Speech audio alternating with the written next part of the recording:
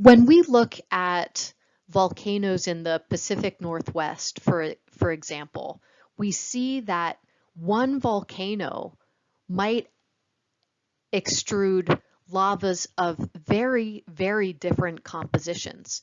You might see intermediate compositions, you might see felsic compositions, and you might see basaltic compositions or mafic compositions from the same volcano.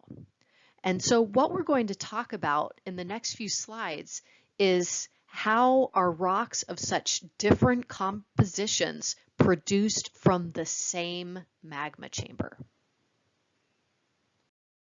How magmas evolve is one of the biggest concepts in this chapter, and it involves Bowen's reaction series. Now, Bowen's reaction series can look a little intimidating, but it's really important to spend a lot of time on Bowen's reaction series because we will be talking about it throughout this semester. And it's crucial to make sure you guys understand it now. If you have any questions on Bowen's reaction series, please, please, please get in touch with me or write a question in the discussion board, and we can dive into it as needed. Okay, the main take-home message about Bowen's reaction series is that minerals in a magma chamber crystallize in a systematic fashion based on their melting points. Okay, so all of these silicate minerals that we've been learning about last week and now this week, we are going to see how they start crystallizing in a very predictable manner in a magma chamber. Okay, so minerals crystallize in a predictable pattern based on their melting points. And as these minerals crystallize, we'll learn that olivine crystallizes first, and as that olivine crystallizes, and as then pyroxene starts crystallizing, those minerals are pulling the iron and magnesium out of that magma chamber. And as they're pulling those mafic elements out of the magma chamber, the remaining magma that's left behind is different in composition than before the olivine and pyroxene were crystallizing. So the magma ends up evolving as minerals crystallize. Here is a figure that shows Bowen's reaction series. Now, it might look a little intimidating at first, but let's break it down a little bit. On the left-hand side, we have temperature. High temperatures are at the top, lower temperatures, cooler temperatures are at the bottom, because about 750 degrees Celsius is cool, right?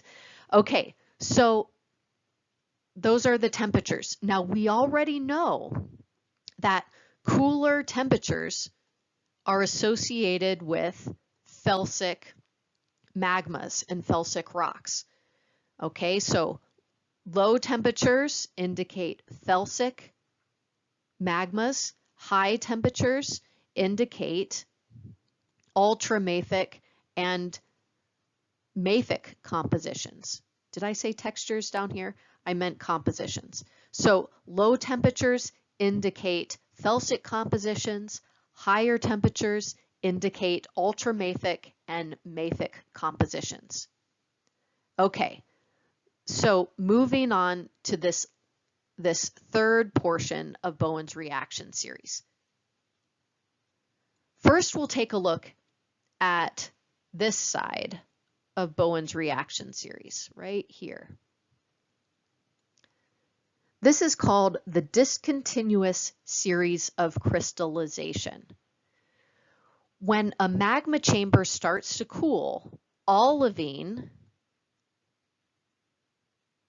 starts crystallizing first. It has the highest melting temperature. So as the magma starts to cool, it will crystallize first, followed by pyroxene and amphibole, and then biotite mica. Now, one thing that I'm going to have you recall from chapter 3 is that, remember, olivine is that independent or isolated tetrahedra. Then we move to a single chain silicate structure with pyroxene, to a double chain, right, with amphibole, to a sheet structure with biotite. Now, this side of Bowen's reaction series is called the discontinuous series because of the change in silicate structure from olivine to pyroxene to amphibole to biotite mica. Now on the left-hand side, or sorry, on the right-hand side, we have a continuous series of crystallization from calcium-rich plagioclase to sodium-rich plagioclase. Now, all of this plagioclase feldspar has the same structure, a network silicate.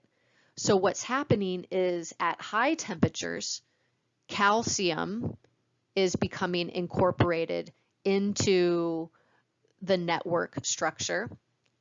As the magma cools, sodium becomes incorporated in the silicate structure of plagioclase. Now, I talked about the continuous and discontinuous sides of Bowen's reaction series separately, but please know that once the olivine starts forming, calcium-rich plagioclase starts forming about at the same time pyroxene starts forming. Calcium-rich plagioclase forms a little bit at slightly higher temperatures than pyroxene. But as we move to cooler and cooler magma temperatures, all of these minerals or I should say, the discontinuous series and the continuous series are crystallizing simultaneously based on temperature. Then when we get down to these cool 750 degree temperatures, we start forming the felsic minerals, potassium feldspar, muscovite mica, and quartz. So one of the great things about Bowen's reaction series is that it allows us to know what temperatures are required to form felsic magmas, intermediate magmas, mafic, and ultramafic magmas. Please let me know if you have any questions about this particular slide or concept.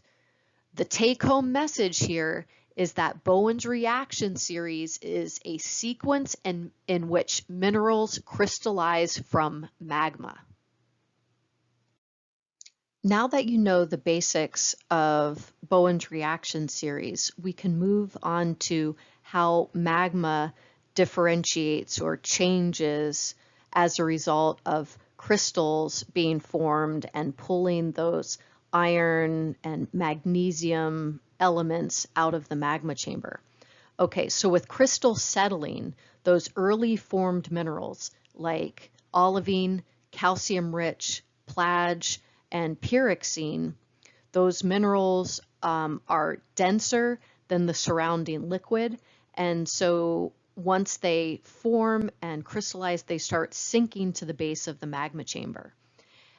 Then when the remaining magma solidifies, it has a different composition than the original parent magma. The term magma differentiation means the formation of one or more secondary magmas from a single parent magma. Okay, so those crystals, those iron, magnesium, and calcium-rich crystals pull all of those elements out of the magma chamber, leaving that magma chamber with lower quantities of iron, magnesium, and calcium compared to the parent magma. Let's take a look at an example. Here we have a mafic magma chamber, and it's erupting onto the surface, and it produces a basaltic material.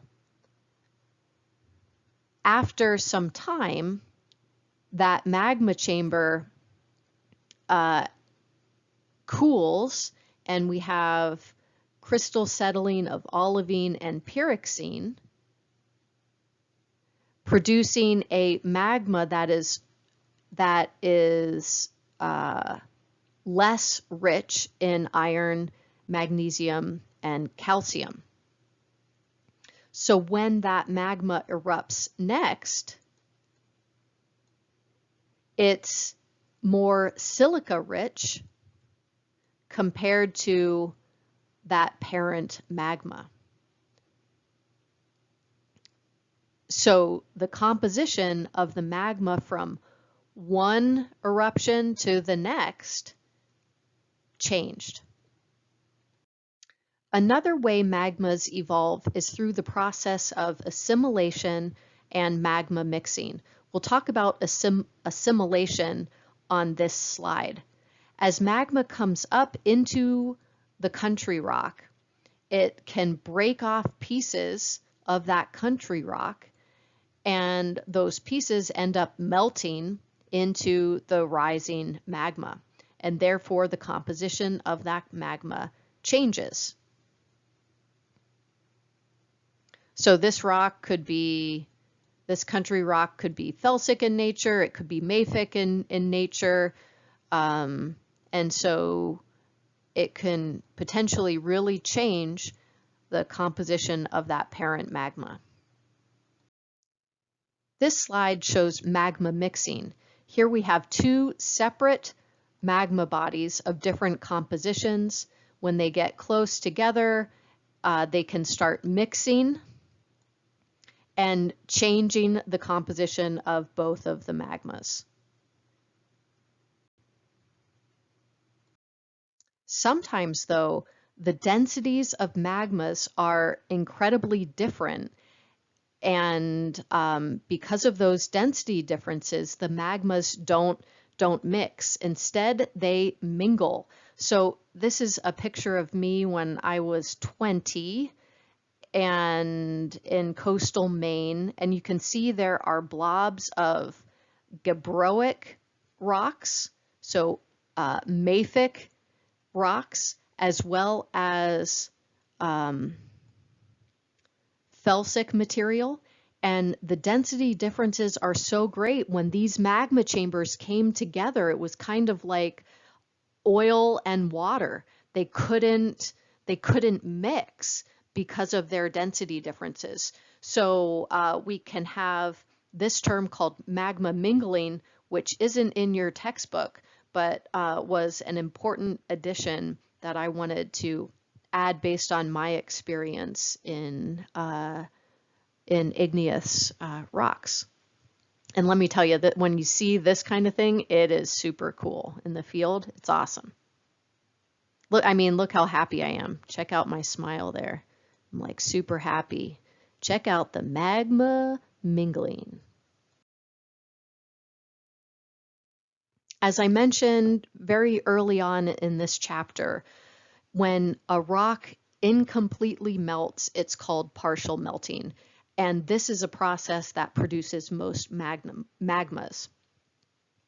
During partial melting, the melt is enriched in ions from minerals with the lowest melting point. So think back to Bowen's reaction series. Those minerals with the lowest melting points include quartz, potassium feldspar, right? Those are the two minerals with the very lowest melting points. And so when we start looking at ultramafic rocks, so remember ultramafic rocks are rocks from the mantle, okay? So when we have partial melting of ultramafic rocks, the magma that's produced is mafic in composition. So the reason why we see lots and lots of basalt erupting at divergent plate boundaries is because of the partial melting of peridotite in the mantle, okay? Which ends up partially melting to produce that mafic basaltic magma that forms the oceanic crust.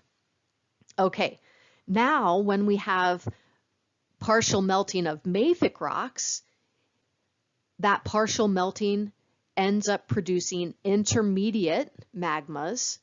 And when intermediate magmas are partially melted, it produces what? Felsic magmas. So it's always a step down in the temperature scale when you're looking at partial melting. So partial melting of an ultramafic rock produces a mafic melt. Partial melting of a mafic rock produces an intermediate melt. Partial melting of an intermediate rock produces a felsic melt.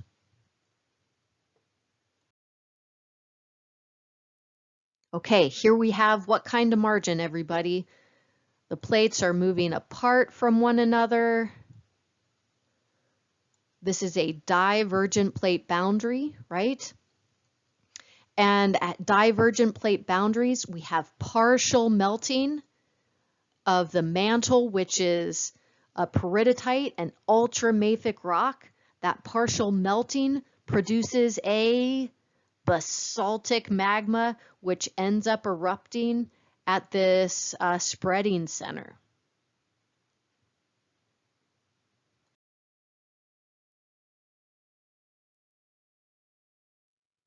Okay, let's take a look at some features formed as a result of intrusive igneous activity. And the first one that we'll talk about is a pluton. A pluton is a solidified magma body. And you can see here we have a bunch of solidified magma bodies. So many plutons have solidified in this particular area. We will also learn about sills and dikes in this chapter.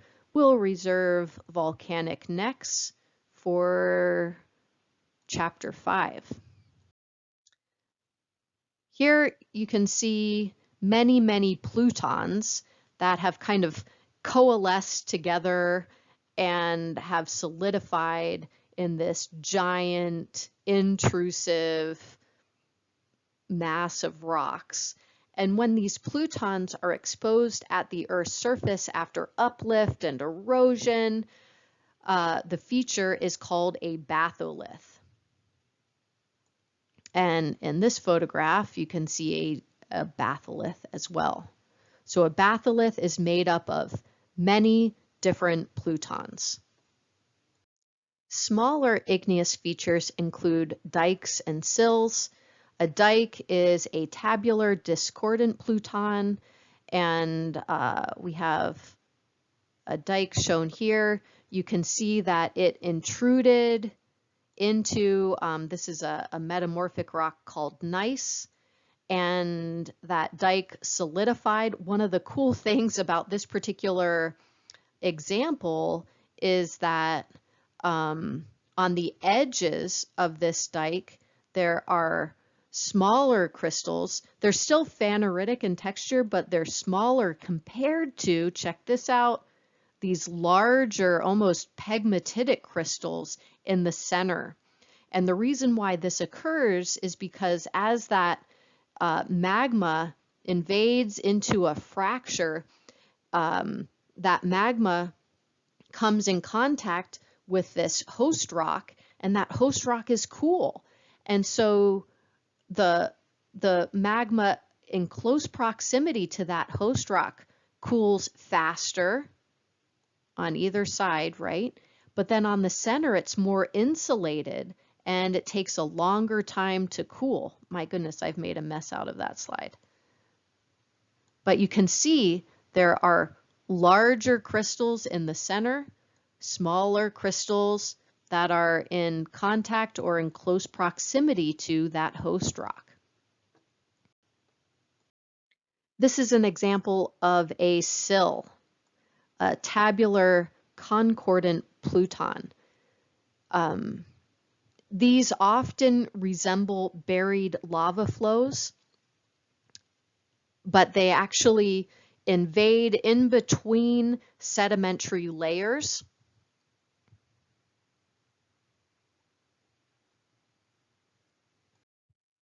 As sills form, they sometimes develop really cool features called columnar joints.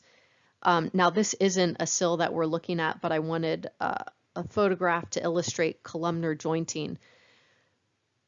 Let's say the sill is made up of mafic-rich magma, and as that magma starts cooling, it forms these column-like features, and that's because of rapid cooling from the outside causes shrinking and cracks, and it ends up producing a column with 6 sides.